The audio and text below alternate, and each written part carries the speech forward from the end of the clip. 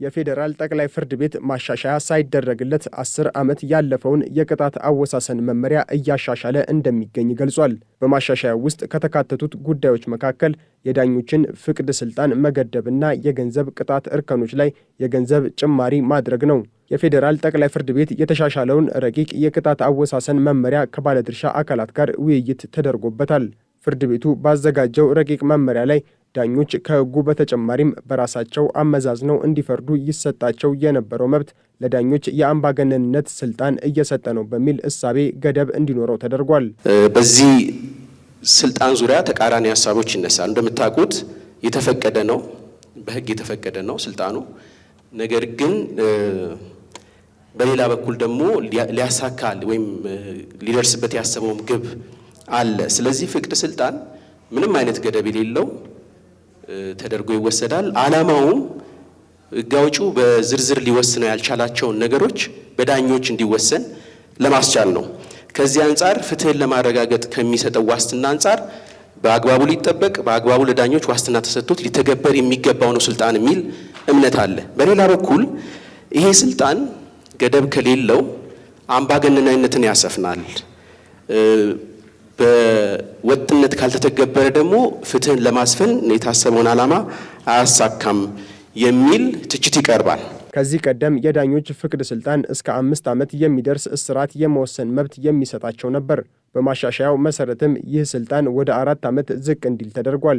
እንደየደረጃው ባሉ ውሳኔዎች ላይ የነበራቸው መብትም 15 በመቶ እንዲቀነስ ተደርጓል። በተለይ ከእርከን 16 በኋላ ባለው ማለት ነው ከ20% ወደ 15% ፍቅድ ስልጣን ወይም ደግሞ በተለምዶ በእንግሊዝኛ አጠራር ሬንጅ የምንለው ማስተካከያ ተደርጎበታል።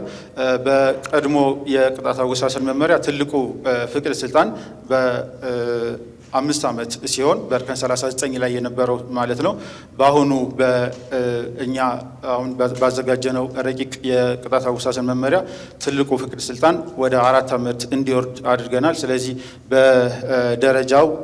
በየደረጃው ባሉ ፍቅድ ስልጣኖች ላይ የነበረውን የልዩነት ወደ ከ15% ጀምሮ ወደ ታች እያጠበብን መተናል። ረቂቅ ማሻሻያው ከዳኞች ፍቅድ ስልጣን በተጨማሪ በፍርድ ቤት የሚወሰኑ የገንዘብ ቅጣቶች ላይ ማሻሻያ የተደረገበት ነው። ማሻሻያውም ያስፈለገው የገንዘብ የመግዛት አቅም እየተዳከመ በመሄዱ ምክንያት እንደሆነ ተገልጿል። ይህንንም ተከትሎ በፍርድ ቤት እየተወሰኑ ያሉ የገንዘብ ቅጣቶች ፍትሐዊ እንዳይሆን አድርጎታል በሚል ቅሬታዎች ሲቀርብበት እንደነበረ የተገለጸ ሲሆን በዚህም ምክንያት በፍርድ ቤት የተላለፉ ውሳኔዎች ተግባራዊ እየተደረጉ እንዳልነበረ ተነግሯል። አዲሱ ረቂቅ መመሪያ የገንዘብ የመግዛት አቅም መዳከም እንዲሁም ሌሎች ሁኔታዎችን ከግምት ውስጥ በማስገባት በእያንዳንዱ የገንዘብ ቅጣት እርከኖች ላይ የ50 በመቶ የገንዘብ ጭማሪ አድርጓል። የዳሰሳ ጥናት እንዳረጋገጥ ነው በተለያዩ ወንጀሎች ላይ በመመሪያው ተግባራዊ መደረግ ከጀመረ ከ10 ዓመት በላይ የቆየ በመሆኑ የገንዘብ የኢትዮጵያ ብር የመግዛት አቅም መዳከም ወይም ደግሞ መቀነስ በአንዳንድ ወንጀሎች ላይ የቅጣት ፍትሐዊነት ወይም ደግሞ ተመጣጣኝ ያለመሆን ችግር ታስተውሏል ወይም ደግሞ ታይቷል።